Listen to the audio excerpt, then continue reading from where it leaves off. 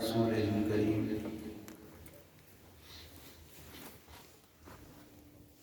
وعن العباس بن عبد المطلب رضی اللہ تعالی عنہ قال قال رسول اللہ صلی اللہ علیہ وسلم ذاق طعم الإيمان من رضي بالله ربا وبالإسلام دينا وبمحمد رسولا۔ صحیح مسلم کی یہ روایت ہے، حضرت عباس جو کہ نبی صلی اللہ علیہ وسلم کے چچا لگتے ہیں، عباس بن عبد المطلب رضی اللہ تعالی عنہ یہ بیان فرماتے ہیں، رسول اللہ صلی اللہ علیہ وسلم نے ارشاد فرمایا، ذاق طعم الایمان، اس بندے نے ایمان کا مزہ چکھ لیا، اس نے ایمان کا ذائقہ چکھ لیا، من رضی باللہ ربا، جو اللہ کے رب ہونے پر راضی ہو گیا، وبالاسلام دینا، اور اسلام کے دین ہونے پر راضی ہو گیا، وبمحمد رسولا، اور محمد صلی اللہ علیہ وسلم کے رسول ہونے پر راضی ہو گیا۔ یہ حجم کے اعتبار سے چھوٹی سی حدیث ہے، لیکن اس کا مفہوم بڑا وسیع ہے کہ رسول اللہ صلی اللہ علیہ وسلم فرماتے ہیں اس بندے نے ایمان کا ذائقہ چکھ لیا، اس کو ایمان کا مزہ آ گیا، کہ جس بندے نے، جس کا عقیدہ یہ ہو، جس کا نظریہ یہ ہو، اور جو اس بات پہ راضی اور خوش ہو کہ وہ اللہ کو رب مانے اور اس پر راضی ہو، وہ دین اسلام کو مانے اور اس پر راضی ہو، اور نبی محمد رسول اللہ کو مانے صلی اللہ علیہ وسلم اور اس پر راضی ہو۔ راضی ہونے کا مطلب کیا ہے؟ اللہ کے رب ہونے پر راضی ہوا اور اس نے اللہ کے علاوہ کسی کی عبادت نہیں کی۔ اللہ کے رب ہونے پر راضی ہونے کا یہی مطلب ہے کہ اس کی اکیلے کی عبادت کرے، اللہ کے سوا کسی کی عبادت نہ کرے، اور اس کے علاوہ کسی کو وہ حق نہ دے جو رب ہونے کا حق ہوتا ہے، وہ کسی اور کو نہ دے، صرف اور صرف اللہ کو دے۔ اور اسلام کے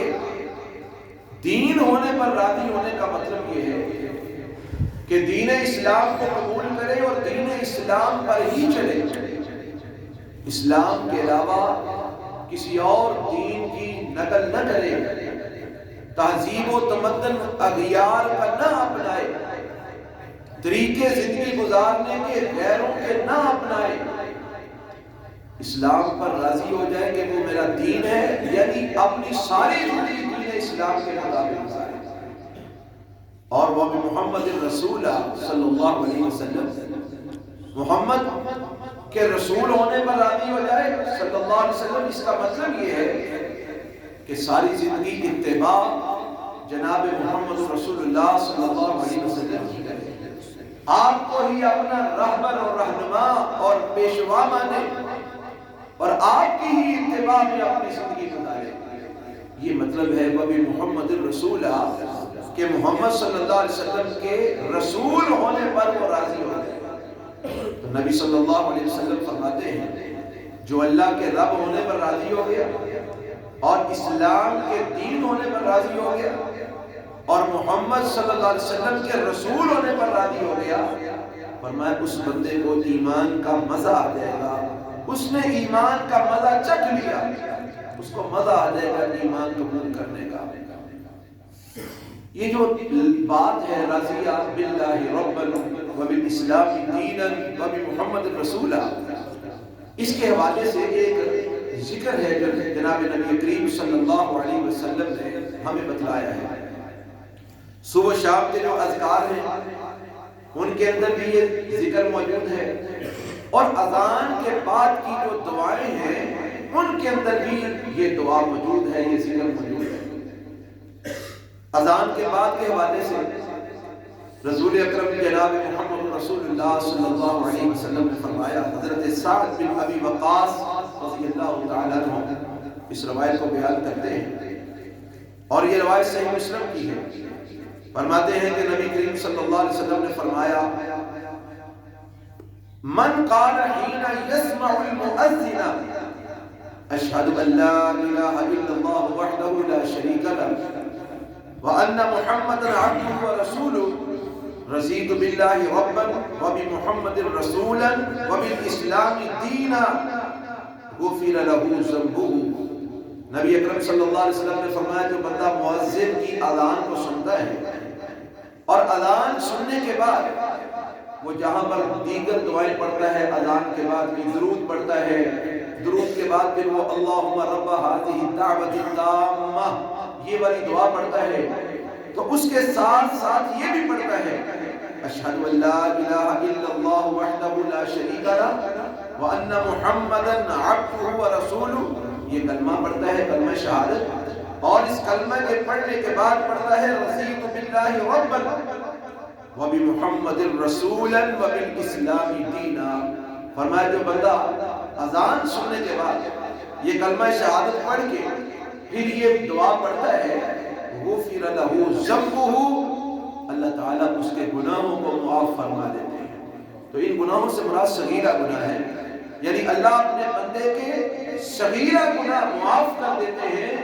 اذان سننے کے بعد یہ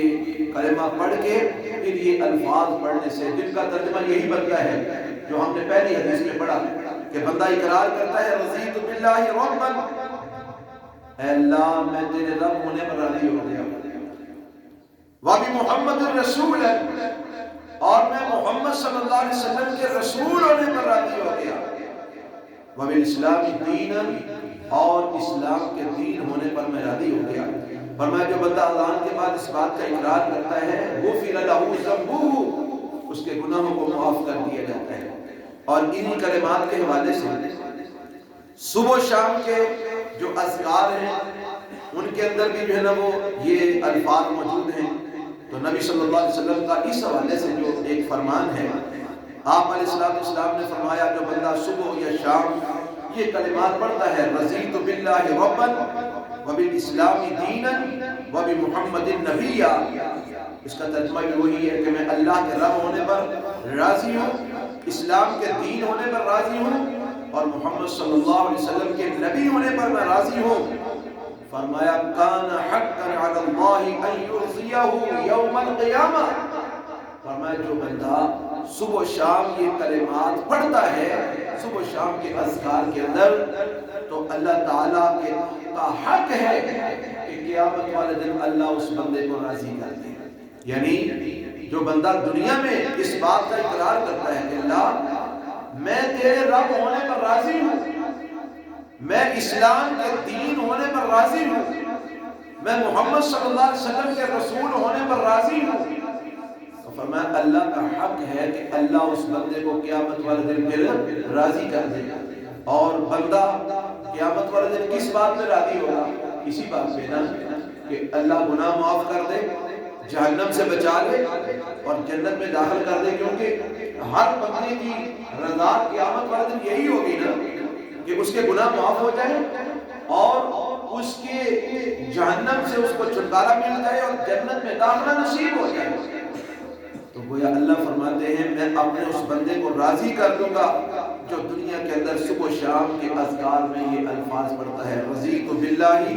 ربا وبالاسلام دینا وبمحمد نبیا۔ اچھا اب یہ اذان کے بعد ان الفاظ کی ایک اور بھی فضیلت ہے، وہ بھی سماعت فرما لیجیے۔ یہ ابو داؤد کی روایت ہے اور حدیث کا حکم بھی صحیح ہے۔ یہ جو میں نے ابھی روایت سنائی ہے نا، اس کے اوپر حکم جو محدثین نے لگایا ہے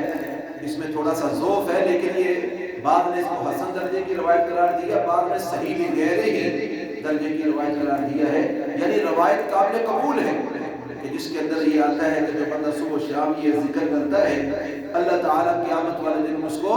راضی کر دے گا۔ اور ایک بالکل صحیح حدیث ہے سنن ابی داؤد کی، اس میں صبح و شام کے کیا ذکر نہیں ہے، اس میں مطلقاً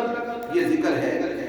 کہ حضرت ابو سعید خدری رضی اللہ تعالی عنہ بیان فرماتے ہیں ان رسول اللہ صلی اللہ علیہ وسلم قال، بے شک رسول اللہ صلی اللہ علیہ وسلم نے فرمایا، من قال رضیت باللہ ربا وبالاسلام دینا وبمحمد رسولا، جس نے یہ کہا رضیت باللہ ربا کہ میں اللہ کے رب ہونے پر راضی ہوں، وبالاسلام دینا اور اسلام کے دین ہونے پر راضی ہوں، وبمحمد رسولا اور محمد صلی اللہ علیہ وسلم کے رسول ہونے پر راضی ہوں، فرمایا واجبت لہ الجنہ، اس کے لیے جنت واجب ہو گئی، واجبت لہ الجنہ، اس بندے کے لیے جنت واجب ہو گئی۔ لیکن شرط یہ ہے کہ یہ کلمات دل سے کہے جائیں، صرف زبان سے نہ کہے جائیں۔ یہ مطلب نہ ہو کہ رضیت باللہ ربا تو کہا لیکن اللہ کو چھوڑ کر غیروں کے سامنے سجدے بھی کرتا رہا۔ جو اللہ کے علاوہ غیروں کے نام کی نظر نیاز دیتا ہے، غیروں کی پوجا کرتا ہے، وہ اللہ کے رب ہونے پر قطعاً راضی نہیں ہے۔ وابی محمد رسولا تو کہا لیکن محمد صلی اللہ علیہ وسلم کو چھوڑ کر اور پیروں فقیروں کے پیچھے در در کی ٹھوکریں کھاتا رہا۔ جو اللہ کے نبی کو چھوڑ کر اوروں کی پیروی کرتا ہے وہ محمد رسول کے اوپر راضی نہیں ہے۔ اور جس نے وبالاسلام دینا تو کہا لیکن باتیں اغیار کی مانی، ہندوؤں کی باتیں، یہودیوں کی باتیں، عیسائیوں کی باتیں، مشرکین کی کاپیاں کی اس نے، تو وہ وبالاسلام دینا اس کے اوپر وہ راضی نہیں ہے۔ راضی وہی ہوگا جو اللہ کو رب مانے، پھر ساری عمر عبادت صرف اللہ کی کرے، اللہ کے ساتھ کسی کو شریک نہ ٹھہرائے۔ اسلام کو دین مانے تو ساری عمر صرف دین اسلام پہ چلے، کسی اور دین کی کاپی یا نقل نہ کرے۔ اگر محمد صلی اللہ علیہ وسلم کو رسول مانے تو صرف اور صرف محمد صلی اللہ علیہ وسلم کا ہی تابعدار بن جائے، آپ کو چھوڑ کر اوروں کے پیچھے نہ بھاگتا پھرے۔ اس بندے نے جب دل سے یہ کلمات پڑھے فرمایا واجبت لہ الجنہ، اس کے لیے جنت واجب ہو جائے گی۔ تو گویا ایک حدیث میں اس کی فضیلت یہ آئی ان کلمات کو کہنے کی کہ اس بندے نے ایمان کا مزہ چکھ لیا۔ ایک حدیث میں